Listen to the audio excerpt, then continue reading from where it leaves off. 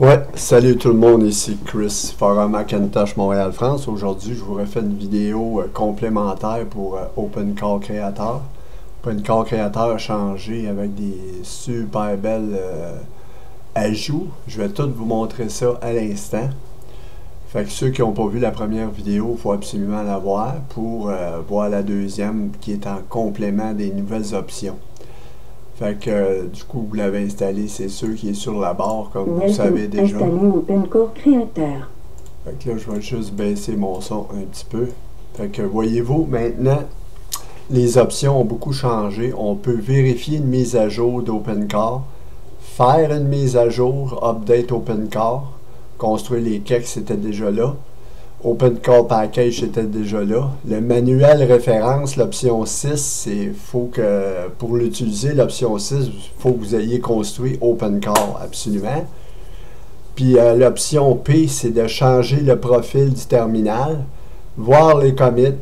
Fait que ça, c'était déjà là pour voir les commits dans OpenCore, voir si on doit vérifier une mise à jour, puis faire la mise à jour. Fait qu'on peut aller voir les commits avant. Qu'est-ce qui a été commis sur OpenCore PKG.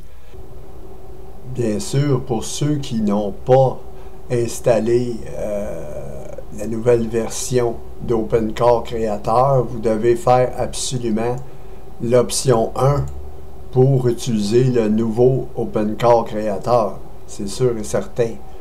Ça va de soi. Mais ensuite, comme je vais vous expliquer, avec les options 2 et 3, ça va être beaucoup plus rapide maintenant pour construire OpenCore. Fait que c'est vraiment pas compliqué, c'est super le fun à utiliser les nouvelles options. Je vais vous montrer comment ça fonctionne. Voyez-vous, moi je l'ai créé. Maintenant, ça ne se crée plus dans un RAM 10, ça s'en va dans User, dans votre maison. Et dans le dossier GitHub, vous allez avoir OpenCore de créer là, absolument. Fait que, voyez-vous, je l'ai créé, moi. Fait que le fichier binary, release, je l'ai ouvert le zip. Fait que c'est ça.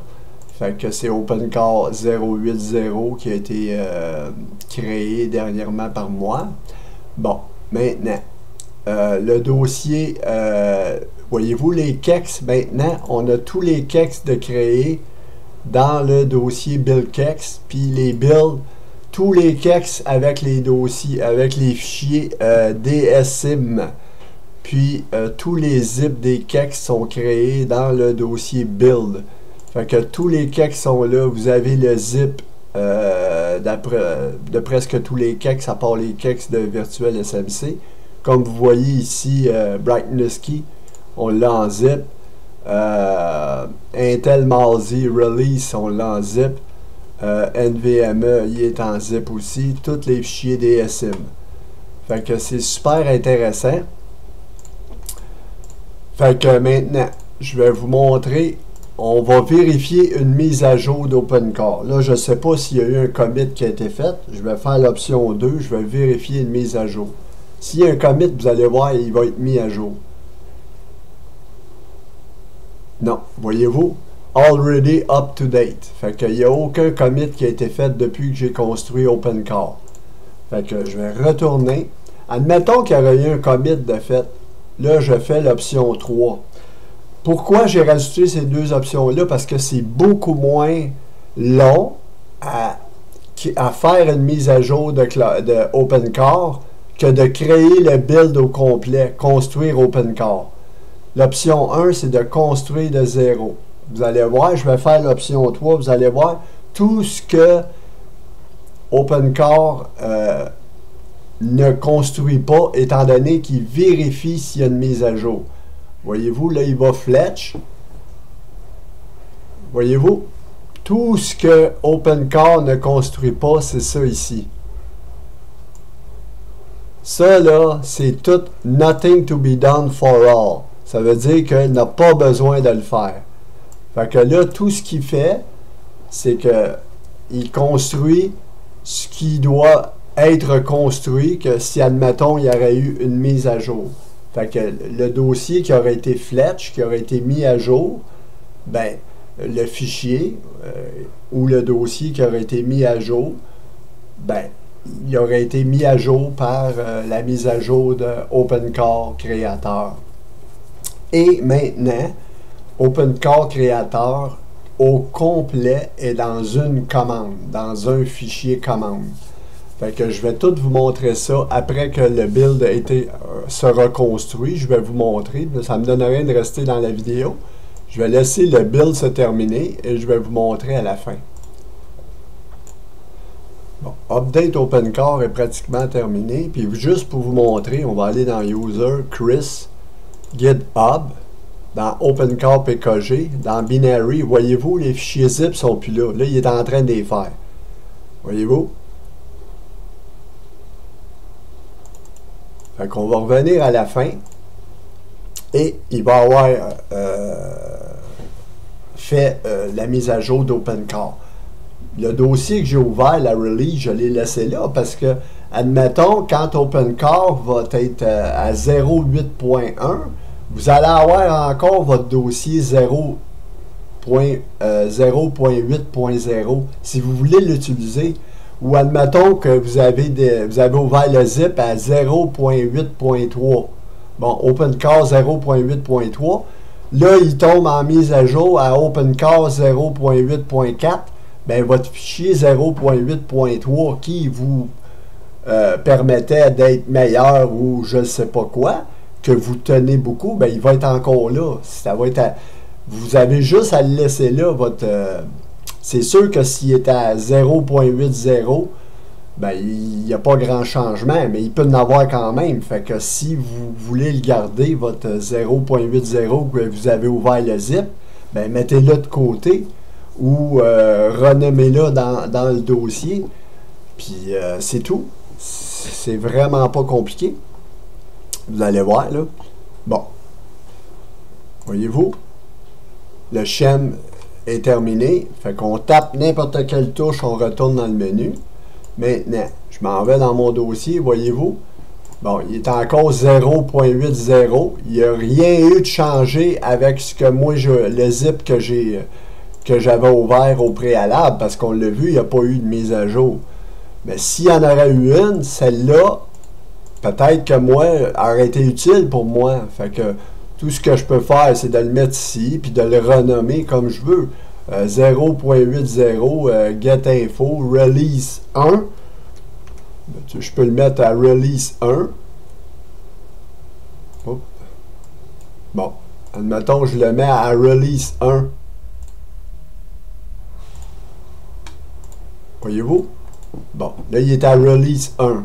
Fait que si j'ouvre ce zip-là, lui, il est à release. Il n'est pas à 1. Là. Fait que ça, c'est le premier que j'ai créé, là, à 0.80. Fait que c'est très utile. Quand il va tomber à 0.8.1, ben, vous allez avoir votre 0.80 aussi. Fait que c'est ça qui est intéressant. C'est une option qui est intéressante, mais ce qui est intéressant aussi, c'est que je vais aller vérifier encore une mise à jour, juste pour vous montrer. S'il y aurait une mise à jour d'OpenCore, voyez-vous, là, il me dit « Already up to date ». S'il y aurait eu une mise à jour, les fichiers qui sont à jour, là, ils auraient tombé ici. Là. Après ça, j'aurais eu juste à faire Update d'OpenCore, l'option 3. Et encore là, c'est beaucoup plus vite que de faire construire OpenCore au complet. Quand vous savez que c'est très long construire OpenCore au complet, maintenant, on peut faire simplement une mise à jour. Fait que c'est super intéressant. Fait que je vais fermer ça ici. Maintenant, je vais vous montrer, j'ai ajouté les profils terminal dans le programme. Fait que pour changer le profil terminal, vous tapez sur P. Vous allez avoir tous les profils terminal. Maintenant, moi, là, mon profil, là, il est en Basic. C'est celui-là que j'utilise, que je suis présentement. Mettons que je veux le profil Homebrew. Je viens cliquer sur Homebrew et sur Profil. Maintenant, je dois cliquer sur Terminer. Voyez-vous, cliquez sur Terminer pour quitter. On doit quitter absolument la fenêtre d'OpenCore Creator puis le réouvrir ensuite. Fait qu'on termine. Maintenant, je le réouvre et là, je vais être en profil Homebrew. Voyez-vous? Il a changé complètement de profil. Fait que c'est super intéressant. On peut changer de profil terminal d'utiliser tous les profils terminal qui sont disponibles dans macOS avec OpenCore Creator maintenant. Puis si on veut aller voir les commits, ben on clique sur V, on tape sur V, puis on va aller voir ce qui a été changé. Là. Je ne sais pas pourquoi il me fait ça. Des fois, il ne me le fait pas. Reload la fenêtre avec Google Chrome, mais c'est pas important. Là. Vous avez juste à cliquer sur Reload si vous voyez ça. Voyez-vous, là, le dernier commit qui a été fait, c'est hier. Fait que c'est pour ça qu'il n'y en a pas de commit. Là. Fait que je vais fermer ça. Et je vais fermer ça. Maintenant, on tape n'importe quelle touche pour retourner dans le menu. Puis pour construire OpenCore, bien sûr, ça vous prend Xcode d'installer, Xcode ouvert avec les composantes installées, plus ça vous prend les Command Line Tools de Apple. Fait que ça, c'est l'option 1. Si vous faites l'option 1,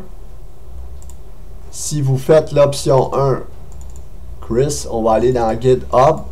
Votre dossier OpenCore PKG va disparaître complètement parce que c'est sûr, vous recommencez à zéro, il fait un reset.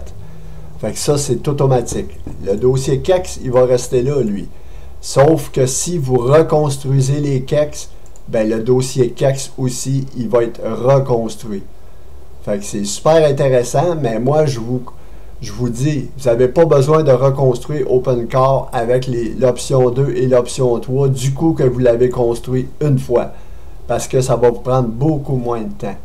Fait que c'était ma vidéo, mes amis. J'espère que le manuel, voyez-vous, le manuel ici, on va taper sur 6. On va aller ouvrir le fichier manuel. Voyez-vous, moi j'ai pu l'ouvrir. Pourquoi? Parce que mon OpenCore il a été créé. Fait que le manuel, voyez-vous, il est dans Doc, il est dans OpenCore PKG, il est dans Chris GitHub, OpenCore PKG Doc, configuration manuelle. Il est là, là. Fait que si vous n'avez pas construit OpenCore, vous ne verrez pas le manuel. Ça ne vous donne rien de taper l'option 6. L'option 6, c'est quand on a déjà construit OpenCore. Fait que maintenant, je vais quitter avec l'option X et je vais sortir de OpenCore Creator. Fait que je vous remercie, mes amis, de votre écoute. C'était Chris du forum Hackintosh Montréal France pour le nouveau OpenCore Creator avec les nouvelles options modifiées. Merci beaucoup, bye bye.